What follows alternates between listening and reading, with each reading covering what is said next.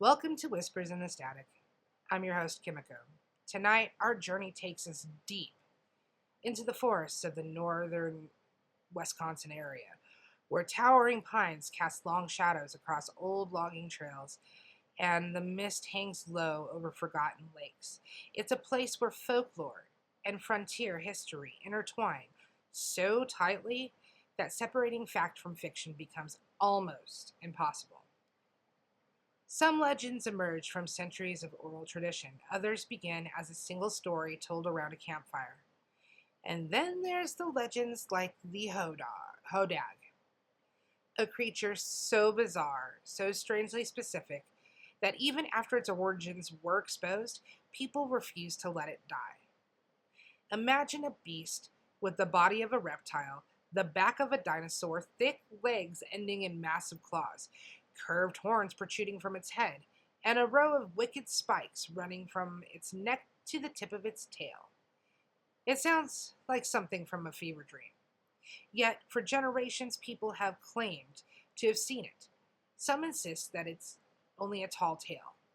Others smile knowingly and say, "Spend enough nights in the North Woods and you might change your mind." So dim the lights, settle in, and let the static carry us into the pines. Warning, the following content may contain elements that are not suitable for some audiences. Viewer discretion is advised.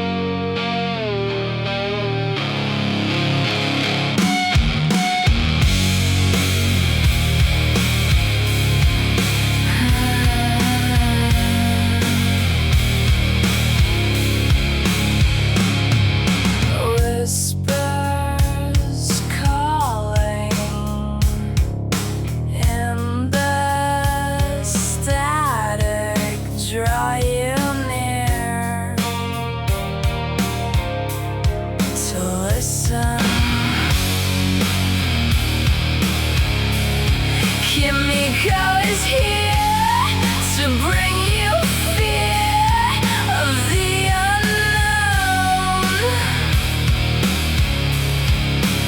So sit back, grab a snack, get your favorite drink. It's time to blow your mind.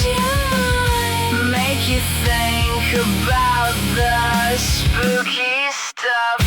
Whisper, whisper in the static.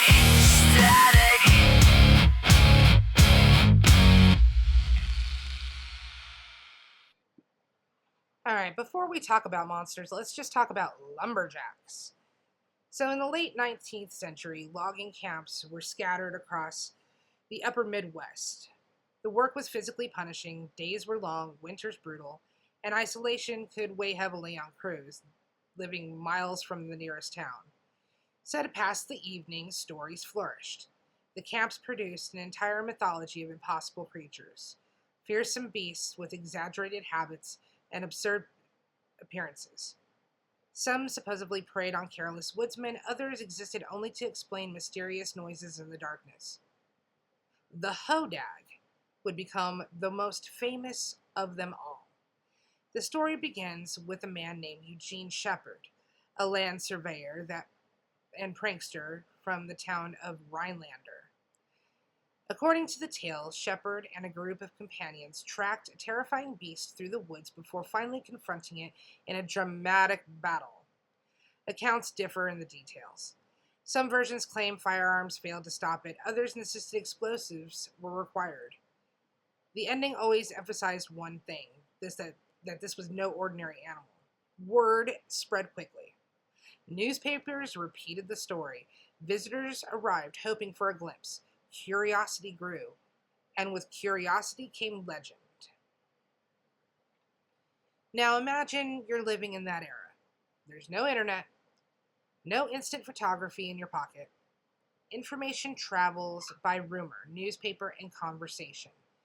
If your neighbor swears he saw a spiked beast near the logging road, how do you verify it? You probably can't. Instead, the story joins a growing collection of local mysteries. One person embellishes it, another insists that the creature is larger than previously reported. A third claims to know someone whose cousin encountered it face to face, and the legend gains momentum. And before long, it belongs not to any one storyteller, but to the community itself. And that's one of the remarkable qualities of folklore. It isn't static, it evolves. Every retelling adds another layer. Descriptions of the Hodag become increasingly elaborate. Some said its hide was nearly impenetrable, some claimed its eyes glowed at night, others insisted it could move with a surprising speed despite its bulky appearance. One particularly colorful story suggests that the beast fed on white bulldogs, an oddly specific dietary preference that only added to its mystique. The more unusual the description became, the more memorable the legend grew. There's an interesting psychological principle at work here. Our brains tend to remember surprising details far better than ordinary ones. A normal bear crossing a road is quickly forgotten. A horned reptilian monster with spikes and impossible proportions? Yeah, that story sticks. And once it sticks, it spreads. Eventually, the tale reached such popularity, the shepherd basically unveiled that what he claimed was the captured Hodag. Crowds gathered, and they peered into the dimly lit displays. Many left convinced that they had witnessed something extraordinary. Others suspected clever craftsmanship, and in time it became clear that the exhibit was part of a hoax, part entertainment and part local spectacle. But here's the fascinating twist. The exposure of the trick didn't destroy the legend. If anything, it strengthened it. Because once a myth captures the imagination, facts alone rarely erase it. Instead, the story adapts. Some began to argue that the shepherd's display was fake, but inspired by a real creature hidden somewhere in the wilderness. Others embraced the fiction as a beloved piece of regional identity. The Hodag transformed from alleged monster into cultural icon. And yet, every so often, someone still reports seeing something strange moving through the trees. So let's pause for a moment and picture the scene here, okay? You're driving alone on a narrow forest road after sunset. The beams of your headlights sweep across the trunks of ancient pines. Mist drifts just above the ground. Then 50 yards ahead, something crosses the road. Not quickly, deliberately. Its back appears uneven, almost jagged. Its silhouette doesn't resemble a deer or a bear. Before your mind can process the image, it vanishes into darkness. What did you witness? An optical illusion? A trick of perception?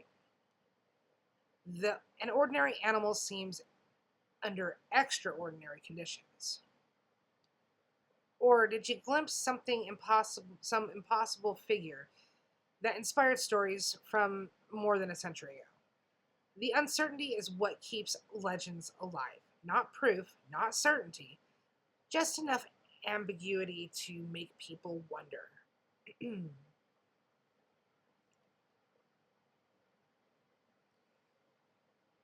So we're going to follow the trail here of this Hodag from the lumber camps of northern Wisconsin to the growing legend that transformed an improbable beast into a permanent part of the local folklore.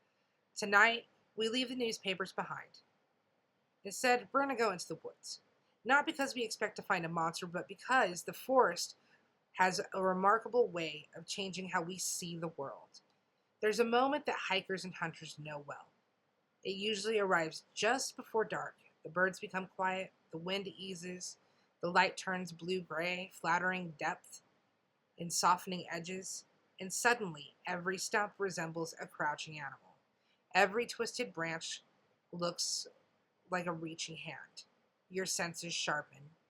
You begin looking over your shoulder without knowing quite why. It's in moments like these that legends feel possible. Imagine an aging logging road, reclaimed by moss. Wheel ruts from decades ago have filled with rainwater. Young birch trees push back through gravel that once carried wagons loaded with timber. You're walking alone. The only sound are your footsteps and the occasional chirp of an insect. When you notice something strange, ahead in the middle of the trail are impressions in the mud, large, uneven, not obviously belonging to any animal that you recognize. You kneel to inspect them. The edges are soft, blurred by recent rain. Maybe they're overlapping deer tracks.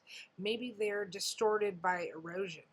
Or maybe your mind is trying to force order onto something random. By the time you pull out your phone and take a picture, the mystery has already begun slipping away. That's how often these stories, like the Hodag, begin. Not with certainty, but with ambiguity. Over the years, people have claimed to hear unusual sounds in the North Woods. Deep growls echoing through the valleys, heavy movement in dense brush, calls unlike coyotes or wolves. Most of these sounds eventually find ordinary explanations. Trees rubbing together in high winds can produce eerie groans. Foxes make screams that surprise first-time listeners. Even the call of a common loon can sound haunting across a dark lake. But hearing something unfamiliar when you're alone at night has a way of imprinting itself into memory. And once a legend exists, the unknown often becomes its shape. A strange noise becomes the Hodag. A fleeting silhouette becomes the Hodag. An unexplained story gains a familiar name. There's another side to this tale that's worth appreciating. Communities don't always preserve folklore because they believe every word. Sometimes they preserve it because the story belongs to them. The Hodag became a symbol of resilience, humor, and local pride. It appeared on signs, souvenirs, artwork, and festivals. Visitors came hoping to learn more about the monster. Residents happily shared the tale. In doing so, they kept history alive. The legend became less about proving a creature's existence and more about celebrating imagination. And perhaps that's exactly what folklore is supposed to do. Let's conduct a thought experiment. You're sitting around a fire with friends. One person tells a story about seeing glowing eyes between the trees. Another remembers hearing something large moving outside a tent. A third laughs and says, it was probably a raccoon.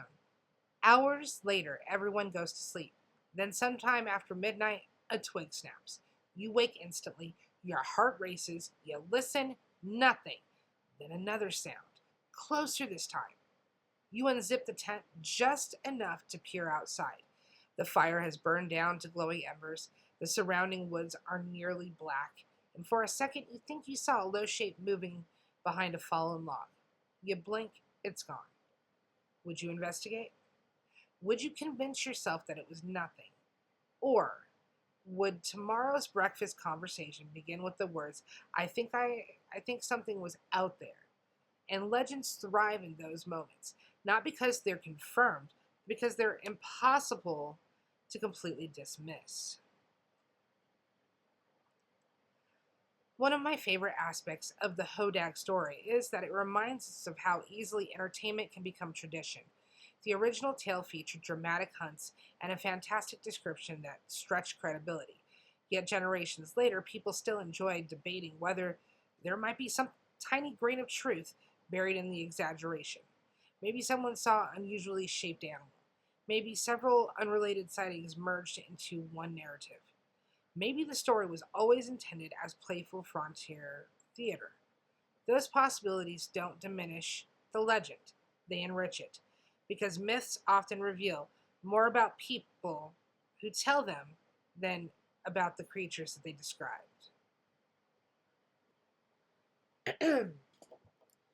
As darkness settles over the pines, visibility shrinks. The beam of a flashlight reaches only so far, and beyond it lies a landscape filled with suggestion. Roots resemble claws. Broken trunks become towering figures. Mist drifts across the ground like silent movement, and our ancestors evolved in environments where overlooking danger carried serious consequence. Seeing a predator where none existed was often less costly than failing to notice a real threat. That instinct still shapes perception today. It's one reason eyewitness accounts, while sincere, can differ dramatically. Two people may witness the same event and describe it in completely different ways. Now imagine trying to describe an unexpected animal seen for 2 seconds through a fog. It's no wonder the Hodag acquires horns in one version, spikes in another, and an entirely different silhouette in a third. The mystery wasn't just in the creature, it was in human observation itself. Let's take a commercial break. You're driving down a back road at 2 a.m. The only sound is the hum of your tires, until the radio catches something that doesn't belong, a whisper in the static. A shape moves between the trees. You blink, and it's gone. But what if it wasn't? Imagine this. You're at a campground.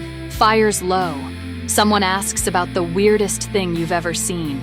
You pull down your collar, reveal that glowing cryptid design, and suddenly the whole circle is leaning in. Next thing you know, everyone's sharing their stories.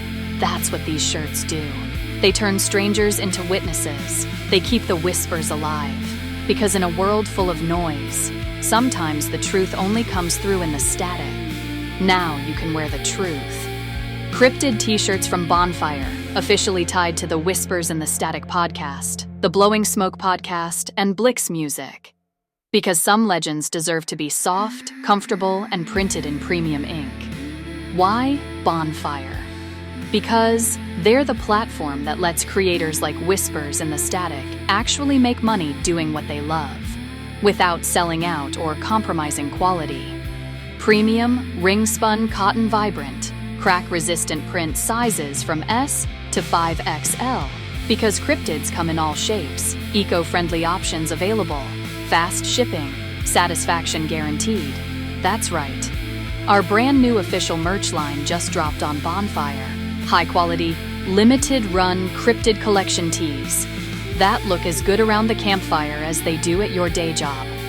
Whether you're Team Chupacabra, hunting the rake, or still convinced the cactus cat owes you money, we've got a shirt for you. These aren't cheap screen print rags. Bonfire uses soft, breathable cotton blends that feel like you're wrapped in a conspiracy blanket. Whispers in the Static, now on your chest. And every purchase helps support independent creators like Whispers in the Static, keeping the stories alive in a world that wants to stay silent. Shop now, https://www.bonfire.com/store/princess-of-gore-1. Follow at Blowing Smoke Podcast. All right, I'd like to do something a little different. Instead of asking whether the Hodag is real, let's ask why people want it to be. Because legends don't survive for generations by accident. They survive because they fill a need. Sometimes they entertain, and sometimes they're warm. And sometimes they warn. And they give shape to fears that are otherwise difficult to explain. All right, picture that logging camp in the dead of winter, snow stretched in every direction. The nearest town is miles away. The men have spent 12 exhausting hours cutting timber, hauling equipment, and battling temperatures well below freezing. Night arrives early. Lanterns flicker inside the bunkhouse, and outside, darkness presses against the windows, and someone starts telling stories. Not because they believe every word, but because stories make long nights shorter. One logger claims he found claw marks on a tree, higher than any bear could reach. Another says that he found something breathing heard something breathing outside of his cabin. A third insists that strange tracks appeared in fresh snow and simply stopped, as though whatever made them vanish into thin air. By the end of the evening, laughter mixes with uncertainty. No one is entirely convinced, but no one is entirely unconvinced either. And that tiny space between skepticism and belief is exactly where the Hodag thrives. As the legend spread, descriptions of the creature became increasingly dramatic. Some imagined scales that reflected moonlight, others described thick horns curling forward from its skull. A few insisted that its tail was lined with sharp spikes capable of cutting through brush with ease. If you sketched every version side by side, you'd end up with several different animals. And yet people would recognize them all as the Hodag. That tells us something fascinating. The creature isn't defined by anatomy, it's defined by atmosphere. It's the feeling of encountering something ancient, powerful, and utterly unexpected in a place where nature still feels larger than humanity. Let's imagine another scenario. You're photographing wildlife at dawn. The fog hasn't filtered yet or lifted, and your camera is mounted on a tripod overlooking a clearing where deer often graze. You wait. Minutes pass. Then movement. Something emerges from behind a stand of spruce trees, and you raise the lens, and you focus. The shape slips behind another tree, and by the time you adjust your angle, it's gone. Later, reviewing your images, you notice a blurred outline in one frame. Not enough detail to identify, just enough to spark debate, and you show it to your friends. One sees a bear, another sees a trick of the light, someone jokes that you just photographed the Hodag. The joke sticks. Soon the photograph is being shared alongside stories that have circulated for more than a century. The image hasn't proven anything, but it has given the legend fresh life.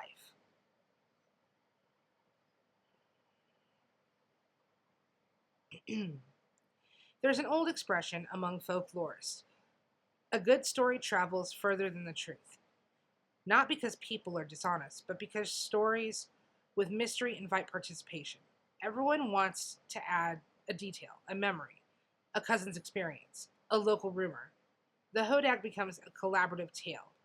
Every storyteller polished it a little differently. Every audience imagined it in their own way. And somehow, through all those changes, it remains unmistakably itself. The forests of the upper Midwest can be surprisingly deceptive. Dense vegetation breaks up outlines. Low light distorts distance. Mist softens edges until familiar objects appear unfamiliar. Researchers who study perception often point out that the brain doesn't passively record reality. It interprets it, it predicts, and then it fills in the gaps. Usually that process helps us navigate the world efficiently. Occasionally it creates convincing illusions. A fallen tree becomes an animal becomes a monster. A fleeting glimpse becomes a lifelong memory. Understanding that doesn't make witnesses foolish, it makes them human. And perhaps that's one reason cryptid stories continue to resonate. And most people who have had unexplained experience aren't trying to deceive anyone. They're simply describing the closest approximation their memory could provide. Now, suppose for a moment that somewhere in the North Woods there really was some unknown species. Not a fire-breathing beast, not an immortal monster, just a rare animal that avoided human contact with remarkable success. Would it resemble the Hodag of folklore? Probably not. Legends accumulate embellishments over time. Reality tends to be simpler. Yet history reminds us that unusual discoveries do happen. Animals once dismissed as myth have eventually been documented, while others believed common have vanished before scientists could fully even understand them. Nature is full of surprises, and the existence of mystery doesn't disprove or prove extraordinary claims, but it does encourage humility. There's still so much to learn.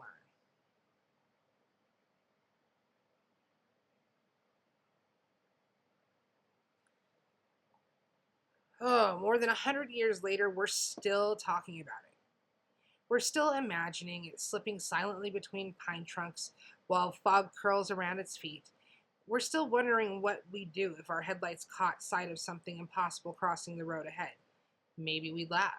Maybe we'd stop to investigate. Or maybe we'd just keep driving, convincing ourselves that it was just another shadow. And perhaps somewhere deep down, we'd hope that we were wrong. I'm Kimiko, and you've been listening to Whispers in the Static. And this was about the Hodag. So until then, sleep well. And if your dreams take you into the woods, don't be surprised if something with horns and spikes is already waiting for you there.